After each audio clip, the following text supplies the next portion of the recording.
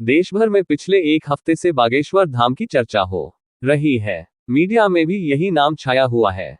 बागेश्वर धाम के धीरेंद्र शास्त्री के चमत्कार के बारे में लोग जानना चाह रहे हैं। आज हम इसी पर बात करेंगे कि क्या और कैसा है बागेश्वर धाम, आखिर क्यों यहाँ के बाबा इतने पॉपुलर हुए हैं। छतरपुर से खजुराहो की ओर 4 लेन रास्ते पर करीब 15 किलोमीटर चलने पर ही बाएं हाथ पर एक रास्ता कटता है जो गढ़ा गांव की ओर जाता है। रास्ते पर लगे बोर्ड और होर्डिंग्स से ही अंदाजा हो जाता है कि ये रास्ता आम नहीं है। चौराहे पर खड़े ई रिक्शा और टेम्पो 10 से 20 रुपये में बागेश्वर धाम सरकार तक ले जाने की आवाज लगाते हैं। पहाड़ी पर स्थित है बागेश्वर धाम, बने हैं 2 मंदिर।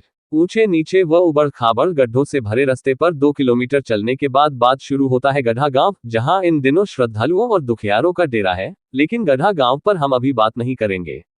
पहले हम बात करेंगे बागेश्वर धाम की। 1000 लोगों की आबादी वाले गढ़ा गांव के दूसरे छोर पर एक छोटी सी पहाड़ी है और यहीं पर स्थित है बागेश्वर धाम। पहाड़ी पर चढ़ने के बाद आपको 2 छोटे छोटे मंदिर नजर आएंगे। इनमें से एक है भगवान बागेश्वर महाराज यानी शंकर जी की छोटी सी मैया। ये इतनी छोटी है कि शिवलिंग को स्पर्श करना हो तो झुककर भी एक आदमी मुश्किल से जा पाए। बागेश्वर धाम के नाम के पीछे की कहानी यहाँ के सेवादार दीपेंद्र बताते हैं कि ये चंदेलकालीन प्राचीन मंदिर है। पर इसे बागेश्वर क्यों कहते हैं, इसके बारे में उन्होंने बताया कि चूंकि इस पहाड़ के आसपास घना जंगल था जिसमें बाघ घूमते थे, इसलिए इसे बाघेश्वर कहते थे, जो अब बागेश्वर बोला जाने लगा है। महादेव की इस मैया के पास ही बना है बालाजी धाम, हनुमान जी महाराज का नया मंदिर। बागेश्वर धाम महाराज के आचार्य धीरेंद्र शास्त्री इन्हीं बालाजी के उपासक हैं और कहते हैं कि उनको इन्हीं की सिद्धि मिली है और इन्हीं के दम पर वह लोगों का भूत व भविष्य बताते हैं। पेड़ से चिपट कर चीखते चिल्लाते मिले लोग। बालाजी के मंदिर से सटकर ही लगा है एक बड़ा सा पेड़, जिससे चिपटकर लोग चीखते चिल्लाते रहते हैं। इसके बारे में दीपेंद्र कहते हैं कि ये प्रेत बाधा से ग्रसित लोग हैं जो यहाँ मंगलवार और शनिवार को आते हैं। इस पेड़ में पॉजिटिव एनर्जी है और उसे छूकर या उससे चिपटकर इन लोगों के दिमाग पर छाई नेगेटिव एनर्जी दूर हो जाती है। यहीं हमें कुछ लोग ऐसे भी दिखे जिनको जंजीर से बांध गया था और वे जमीन पर लोट लगा रहे थे।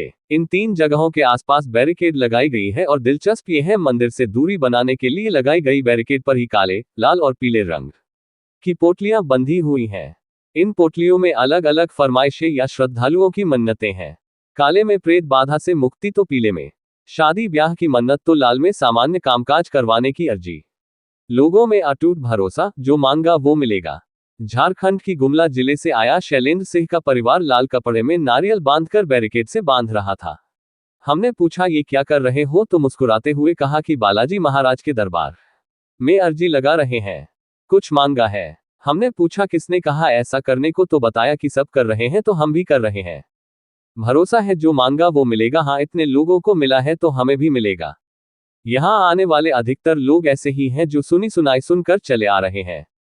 सामुदायिक भवन में मिलते हैं धीरेंद्र शास्त्री। इन 2 छोटे छोटे मंदिरों के दर्शन कर नीचे उतरते हैं तो वहीं पर बना है आचार्य धीरेंद्र शास्त्री का वो स्थान जहां वह रहते और जनता से मिलते हैं। पहाड़ी के ठीक नीचे ये 2 मंजिला इमारत गांव की पंचायत का सामुदायिक भवन है, जिसमें धीरेंद्र ने लोगों की सहूलियत के लिए ठिकाना बना लिया है। इस परिसर में एक तरफ से लोग आते हैं और दूसरी तरफ से दर्शन कर निकलते रहते हैं। जिसे मिलना होता है उससे धीरेंद्र शास्त्री टोकन व्यवस्था की मदद से समय देकर मिलते भी है। आने वाले लोगों की समस्या सुनने के बाद उनको पेशी पर बुलाते हैं। पेशी का मतलब कोर्ट कचहरी नहीं, बल्कि सामने पहाड़ी पर बने मंदिर में 5 या 10 बार आना होता है।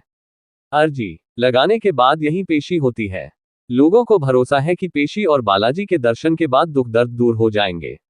इस तरह बड़ा होता गया धीरेंद्र शास्त्री का दरबार। धीरेंद्र जहां पर बैठते हैं वहीं पीछे की तरफ उनके दादा सन्यासी बाबा के बैठने का स्थान है। बेहद सामान्य तरीके से रहने वाले धीरेंद्र शास्त्री कैसे बागेश्वर धाम सरकार के नाम से जाने जाने लगे, ये पूछने पर उनके मित्र रिंकी सिंह बताते हैं कि इनके परिवार में पुरोहिताई का काम होता था। इनके दादा भी यही काम करते थे, यानी कि पर्चा पर कुछ लिखकर भूत भविष्य बताने का काम। शुरुआती दिनों की छोटी मोटी पुरोहिताई के बाद धीरेंद्र रामकथा करने लगे।